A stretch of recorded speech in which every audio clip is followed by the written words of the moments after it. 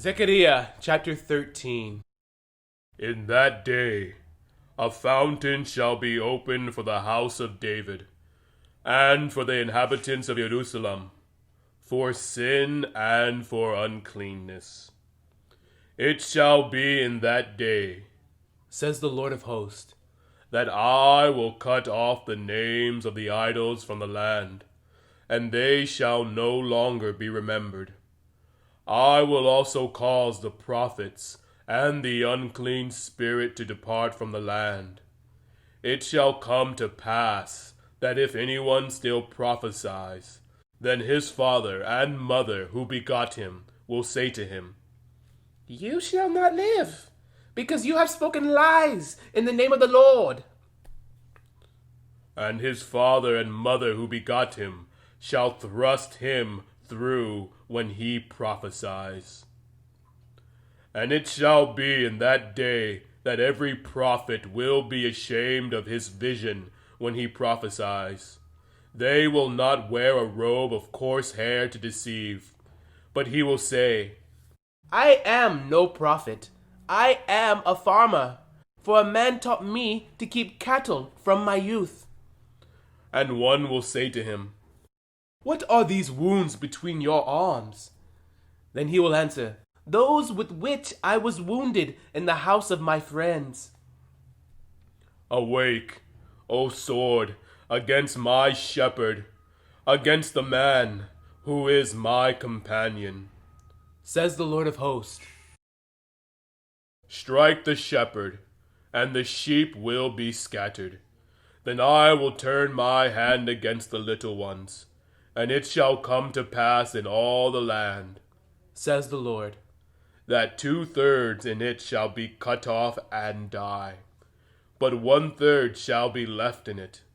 I will bring 1/3 through the fire, will refine them as silver is refined, and test them as gold is tested. They will call on my name, and I will answer them. I will say, This is my people. And each one will say, The Lord is my God. Zechariah chapter 14. Behold, the day of the Lord is coming, and your spoil will be divided in your midst.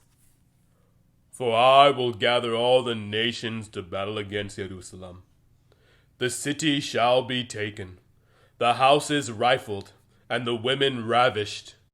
Half of the city shall go into captivity, but the remnant of the people shall not be cut off from the city. Then the Lord will go forth and fight against those nations, as he fights in the day of battle, and in the day his feet will stand on the Mount of Olives, which faces Jerusalem on the east. And the Mount of Olives shall be split in two, from east to west, making a very large valley.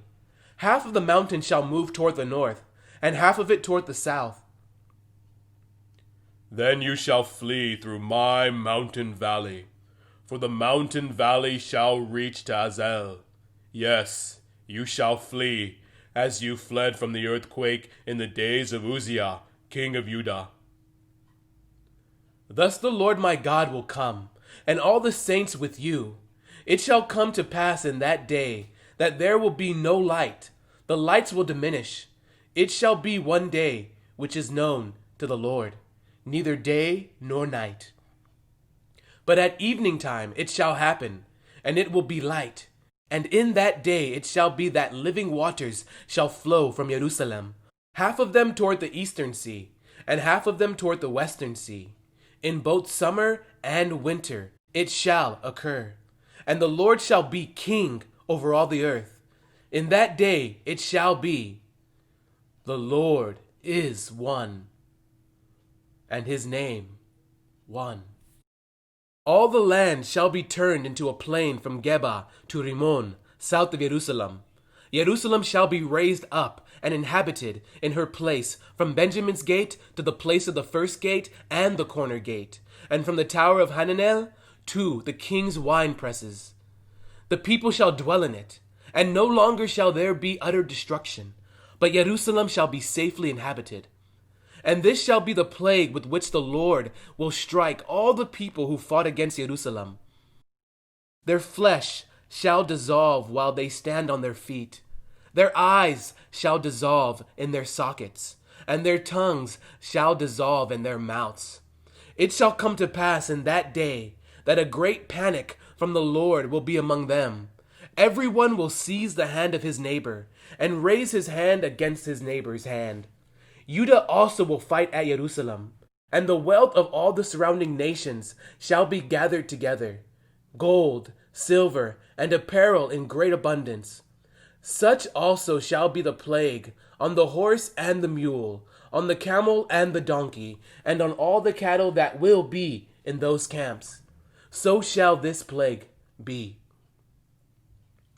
And it shall come to pass that everyone who is left of all the nations which came against Jerusalem shall go up from year to year to worship the King, the Lord of hosts, and to keep the Feast of Tabernacles.